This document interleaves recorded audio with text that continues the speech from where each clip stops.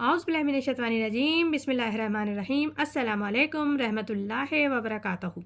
حدیث مبارک ہے کہ نبی کریم صلی اللہ علیہ وآلہ وسلم نے فرمایا، تم میں سے ہر انسان کی دعا قبول ہوتی ہے بشرطے کہ وہ عجلت نہ کرے۔ ہر دعا کا ایک وقت ہے اور وقت مقرر پہ دعا کا ثمر اسے ملنا ہے۔ جیسے کہ کل ہم نے سورہ بقرہ میں پڑھا تھا کہ حضرت ابراہیم علیہ السلام نے اللہ تعالیٰ سے دعا فرمائی کہ اللہ تعالیٰ ہمیں اپنا فرما بردار بنا اور ہماری اولاد میں بھی ایک جماعت ایسی بنا جو تیری فرما بردار ہو، اور اپنے احکام رسومات ہمیں بتا حج کے، اور ہم کو معاف فرما، بے شک تو ہی معاف کرنے والا ہے اور بہت بڑی توبہ قبول کرنے والا مہربان ہے۔ آگے ارشاد ربانی ہے، ربنا وبعث فیہم رسولا منہم یتلو علیہم آیاتک یعلمہم الکتاب والحکمۃ یزکیہم انک انت عزیز الحکیم۔ اے پروردگار ہمارے اور بھیج ان میں ایک رسول ان میں سے، پڑھ کر سنائے ان پر تیری آیات اور سکھائے ان کو کتاب اور صحیح سمجھ کی باتیں، اور پاک کرے ان کو، بے شک تو ہی بہت زبردست اور بڑی حکمت والا ہے۔ اس آیت میں اللہ تعالیٰ بتا رہے ہیں کہ ابراہیم علیہ السلام کی بھی یہاں دعا چل رہی ہے، اللہ تعالیٰ سے وہ دعا فرما رہے ہیں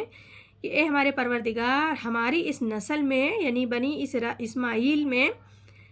اٹھانا ایک رسول انہی میں سے،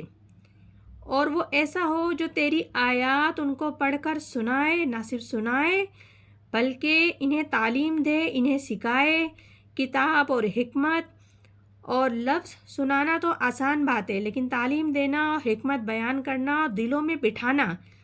یہ مشکل کام ہوتا ہے۔ لیکن ہم میں ایسے رسول بھیجنا جو میری امت کا ہو اور وہ لوگوں کے دلوں میں تیرا احکام اس طریقے سے بیٹھا دے کہ دل ان کے روشن اور منور ہو جائیں،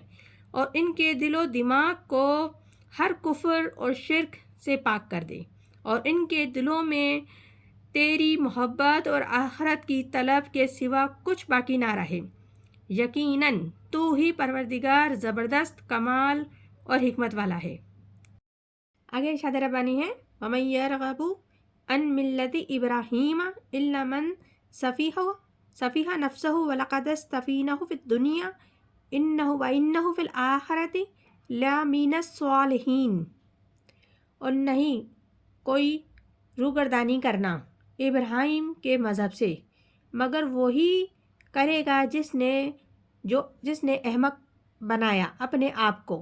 اور بے شک ہم نے منتخب کیا دنیا میں ان کو، اور وہ آخرت میں بھی بڑے لائق لوگوں میں ہیں۔ اس آیت میں پروردگار حضرت ابراہیم علیہ السلام کی شان میں بیان فرما رہے ہیں کہ ایسا شخص کون ہوگا جو ابراہیم علیہ السلام کے طریقے سے منہ موڑے گا، سوائے اس شخص کے جس نے اپنے آپ کو حماقت میں مبتلا کرنے کا فیصلہ کر لیا ہو۔ اور کون ہوگا جو ابراہیم علیہ السلام کے طریقے سے منہ موڑے گا؟ تو ہم نے تو اسے دنیا میں پسند کر لیا ہے، تو جب اللہ جسے پسند کر لیتا ہے دنیا میں تو اس کو کون ناپسند کر سکتا ہے؟ تو ہم نے اسے چن لیا ہے، پسند فرمایا ہے، اور یقیناً وہ آخرت میں بھی ہمارے صالحین بندوں میں سے ہوں گے جن کے لیے سب کچھ ہے،